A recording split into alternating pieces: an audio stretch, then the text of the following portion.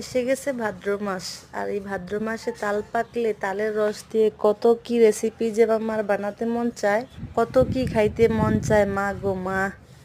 তো সিজনের শুরুতে বাজারে যে প্রথম তাল পাওয়া গেছে, প্রথম তাল পাইয়েই আমার স্বামী নিয়ে আসছে এই তাল।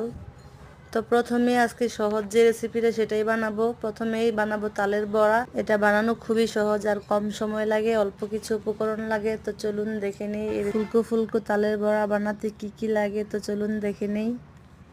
ফার্স্টেই আমি তালগুলো চিপে রস বের করে নিয়েছি। তো পরিমাণ মতো তালের রস নিয়ে নিয়েছি, আপনারা আপনাদের পরিমাণ মতো নেবেন।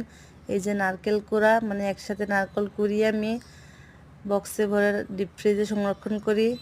তো দিয়ে দিলাম তালের রসের সাথে আমি আটা। আমি এখানে আটা দিয়ে পিঠাটা বানাচ্ছি, আপনারা চাইলে চালের গুঁড়ো অথবা ময়দা দিয়েও বানাতে পারেন। আর এই যে আস্ত এক কলার কাঁদি নিয়ে এসেছে, পরিমাণ মতো অনেকগুলো কলা আমি দিয়ে দিলাম ছিলে। এরপর সব কিছু একসাথে ভালো করে মাখিয়ে নিতে হবে। সব কিছু ভালো মতো মাখানো হয়ে গেলে তারপর দিয়ে দিব পরিমাণ মতো লবণ। লবণটা দিয়ে তারপরে আবারও ভালো মতো মিক্স করে নিব। তারপর আমি কাইটাকে সারা রাত নর্মাল ফ্রিজে রেখেছিলাম। তো সারা রাত রাখলে কি হয়, এটা ভালো মতো অ্যাক্টিভ হয়, ভালো মতো ফুলে। কলা দেওয়ার কারণে পিঠা খুব ভালো বেশি বেশি করে ফুলে। চাইলে সাথে সাথেও বানানো যায়, তবে একটু কম ফুলে। সারা রাত রেস্টে রাখলে একটু ভালো রেজাল্ট আসে। এই যে দেখতে পাচ্ছেন কীভাবে ফুলে উঠছে পিঠাগুলো। তো আমি একে একে সবগুলো বলের সাইজে করে ভেজে নিলাম। ডুবো তেলে ভাজতে হবে, বেশ সময় নিয়ে সোনালি করে ভাজতে হবে, মুচমুচে করে।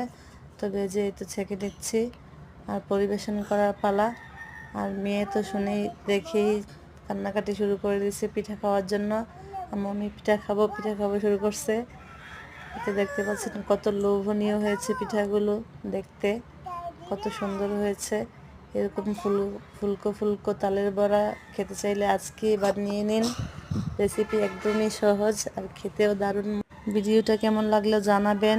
রেসিপি ভালো লাগলে প্লিজ আমার চ্যানেলটা সাবস্ক্রাইব করে দেবেন। আল্লাহ হাফেজ।